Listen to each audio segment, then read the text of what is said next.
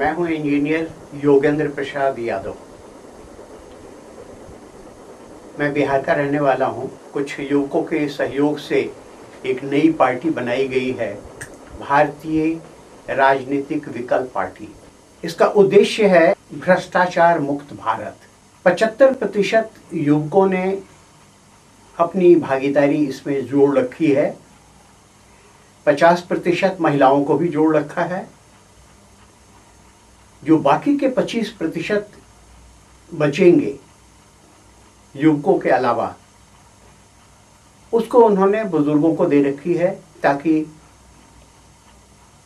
और भी जितने काम हैं पार्टी के संगठनात्मक संगठन से संबंधित, उन सब चीज़ों को देखभाल कर सके। युवकों में इतना ज़्यादा उमंग है कि उन्होंने अपना विजन देश के जितने भी पार्टीज हैं, कांग्रेस, बीजेपी, समाजवादी पार्टी, राष्ट्रीय जनता दल, डीएमके, इन सबों से बिल्कुल ही अलग रखा है।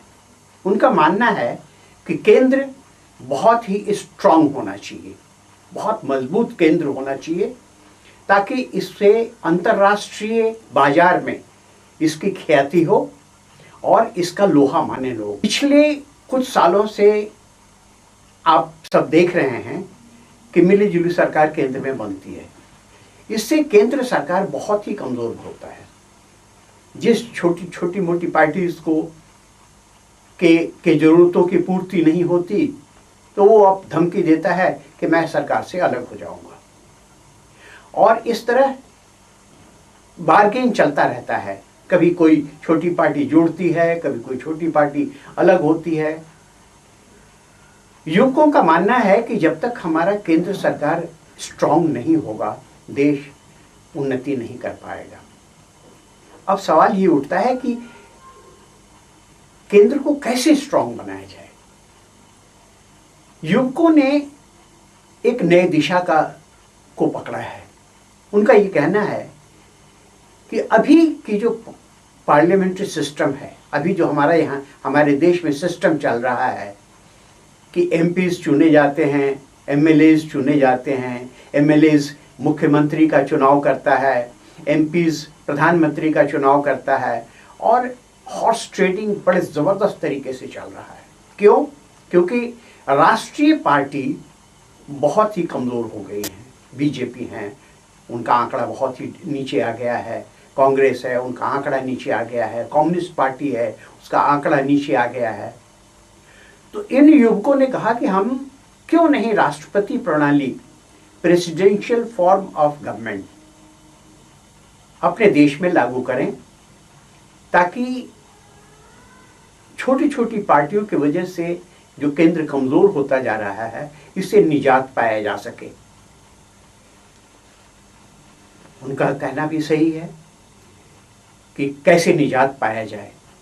अब सवाल ये उठता है कि राष्ट्रपति प्रणाली अभी तो लागू हो नहीं सकता। पार्टी जब तक पावर में नहीं आएगी, और हमारा संविधान या हमारा जो सिस्टम है अभी ये हमें इजाज़त नहीं देता कि हम तुरंत अपने विचारों को लोगों के ऊपर लाद सकें। हमारे पार्टी से जुड़े एमपीज पार्लियामेंट में जाएंगे, नए नए कानून बनाएंगे, उसमें एक ये भी होगा, अमेंडमेंट्स होंगे। तो इस तरह से मैं देखता हूं कि इस पार्टी को कम से कम 5 साल, 10 साल, 15 साल तो लग ही जाएगा। इतनी आसानी से कांग्रेस, बीजेपी हटने वाली नहीं है, और ये एक ऐसा बड़ा ड्रैगन है कि इससे चाहे कितने ही समाज सेवी अन्ना हजारे जैसे हों, जनरल वीके सिंह जैसे हों, अरविंद केजरीवाल जैसे हों, कितने भी ये लोग हाथ पैर मार लें, कांग्रेस और बीजेपी को हराना इतना आसान नहीं है जितना लोग सोच रहे हैं। इसमें काफ़ी समय लगेगा। प्रेसिडेंशियल फॉर्म ऑफ गवर्नमेंट होने से हमें बहुत फायदे हैं। प्रेसिडेंट को ये पावर दिया जाएगा कि अपने कैबिनेट के लिए मंत्रियों का चुनाव जहाँ से वो चाहे कर ले, यूनिवर्सिटी से कर ले, किसी कॉरपोरेट बॉडी से कर ले, समाज सेवी संस्थाओं से कर ले, सामाजिक जो संस्थाएं हैं उसमें बहुत ही अच्छे अच्छे लोग मिल जाएंगे कैबिनेट में शामिल होने को।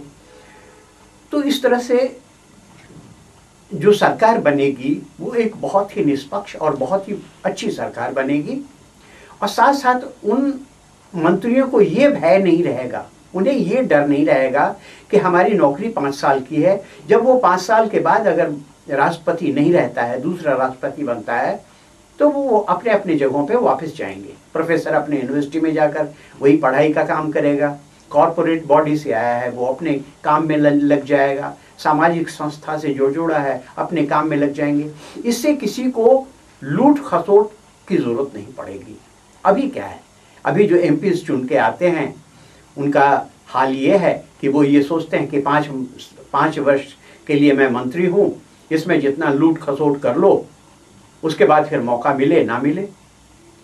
ये जो प्रवृत्ति है कुछ हद तक उनका सोचना भी सही है कि 5 साल के बाद मेरा क्या होगा, इसलिए ये लूट खसोट शुरू हो जाता है। राष्ट्रपति प्रणाली से और भी फायदे हैं, जैसे अगर हमारे देश में राष्ट्रपति प्रणाली लागू हो जाए तो प्रधानमंत्री की कोई जरूरत नहीं। प्रधानमंत्री के ऊपर करोड़ों अरबों में खर्च होता है, उनके सिक्योरिटी पे होता है, उनका ऑफिस मेंटेन होता है और बहुत सारे खर्चे हैं जो प्रधानमंत्री से जुड़े हुए हैं। इन खर्चों से छुट्टी पाई जा सकती है। राज्यसभा को खत्म किया जा सकता है। अभी राज्यसभा की स्थिति बहुत अच्छी नहीं है। पैसे से लोग राज्यसभा में घुसते हैं, जिनके पास पैसा ज़्यादा है, जो पार्टी को ज़्यादा पैसा दे सकता है, जो नेताओं को ज़्यादा पैसा दे सकता है, वो तो राज्यसभा में घुस जाते हैं। लेकिन अच्छे लोगों का राज्यसभा में बैठना बहुत ही मुश्किल है। और राज्यसभा बनाया गया था इसी आधार पर, अंग्रेज़ों के पैटर्न पे ये बनाया गया था। लेकिन ये जो जिस मकसद से ये बनाया गया था, ये तो मकसद पूरा हो नहीं रहा है। वहाँ तो पैसे से खरीद कर लोग जा रहे हैं, तो उसका रहना कोई ज़रूरी नहीं है देश के लिए।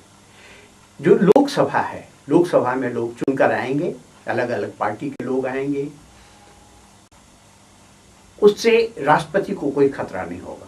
पार्लियामेंट में कानून बनेंगे, कानून को राष्ट्रपति के पास भेजा जाएगा। अगर राष्ट्रपति महसूस करता है, अगर मानता है कि ये देश हित में है, तो उसे पास करेगा, नहीं तो उसे रिजेक्ट कर देगा, छोड़ देगा। अब समाज में एक ये भी धारणा है कि आप ये जो राष्ट्रपति प्रणाली आप लागू करने को सोच रहे हैं, ये कैसा होगा। देखिए, अमेरिका, इंग्लैंड, फ्रांस इत्यादि देशों में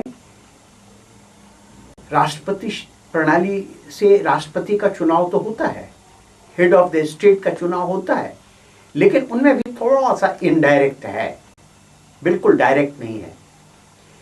इस पार्टी से जुड़े युवकों का मानना है कि नहीं, हमारा जो राष्ट्रपति होगा, पूरे हिंदुस्तान की जनता डायरेक्ट वोटिंग से उसे प्रेसिडेंट बनाएगी और इसमें लोगों को महसूस होगा कि हमने राष्ट्रपति को चुना है। अभी के प्रणाली के से कोई जनता ये नहीं कह सकती कि हमने प्रधानमंत्री बनाया है। वो ये जरूर कह सकते हैं कि हमने एमपी को चुना, लेकिन ये नहीं कह सकते कि हमने प्रधानमंत्री को बनाया। तो बहुत सारे फायदे हैं इस तरह से। अब आप राज्यों पे आइए। राज्यों की स्थिति भी अच्छी नहीं है। राज्यों को केंद्र सरकार के ऊपर निर्भर करता है, करना पड़ता है कई मामले में। आए दिन मुख्यमंत्री और केंद्रीय सरकार में नोकझोंक होती रहती है। आपने पैसा नहीं दिया, रोड कंस्ट्रक्शन नहीं हुआ, पानी का गांव में लोगों को पीने का पानी नहीं मिल पाया, और तरह तरह के बहुत सारे मुद्दे हैं।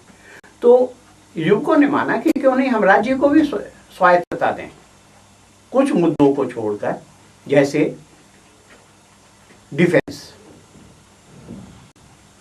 विदेशी मामला, अर्थ जिसको इकोनॉमिक्स कहते हैं, फाइनेंस कहते हैं, शिक्षा, इस तरह के कई ऐसे मुद्दे हैं जो सेंटर के तहत हैं और बाकी चीजों में राज्य आजाद हो जाएं, उनको कोई झमेला नहीं होगा, किसी तरह की कोई परेशानी नहीं होगी।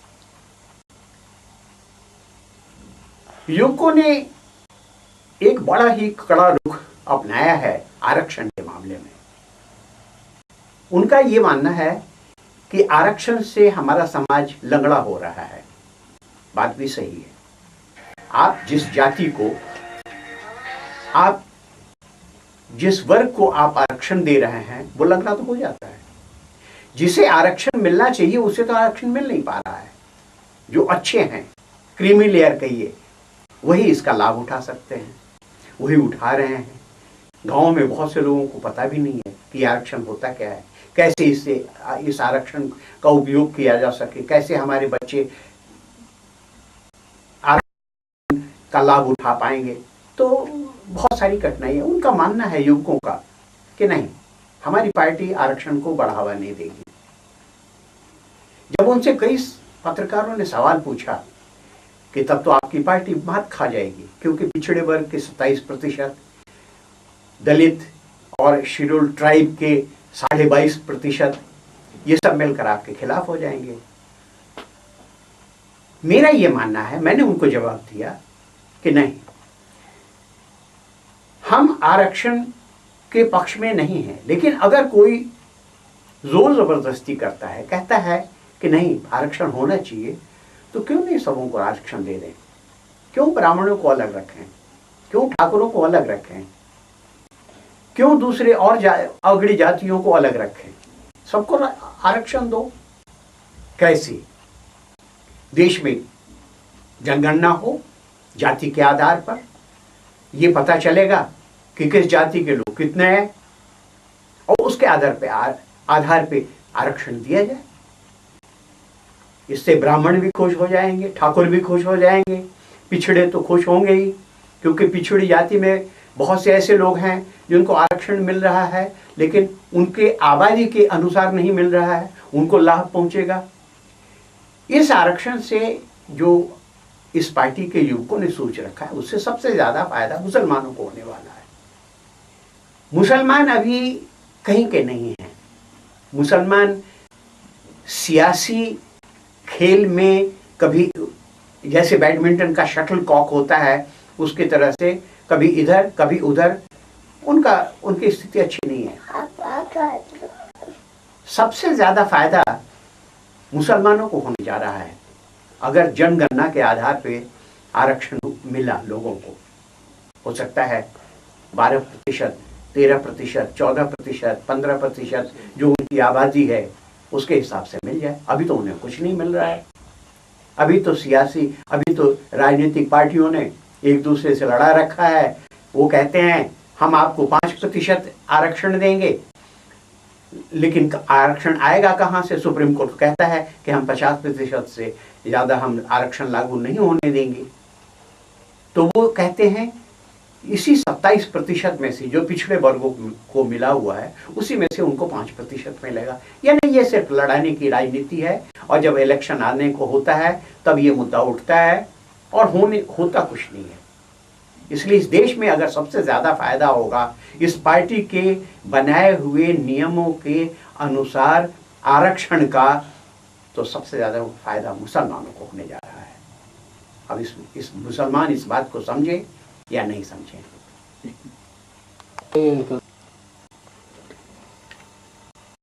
इस देश के युवकों से मेरा आग्रह है, आप इस पार्टी से जुड़िए